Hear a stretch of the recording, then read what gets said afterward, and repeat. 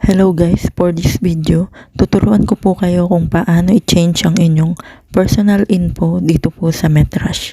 Simulan na po natin.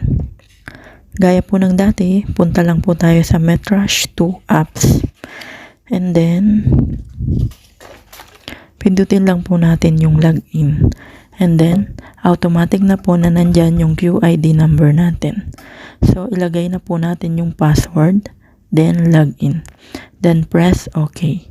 And then, lilitaw po ito. Pindutin po natin yung residency. And then, lalabas po ito. Piliin po natin yung change personal info. And then, apply applications. Lalabas po ito. Ilagay lang po natin yung QID number. Then, search. Lilitaw po ito. Piliin nyo po kung ano yung i-change nyo. And then, ilagay nyo po yung reason or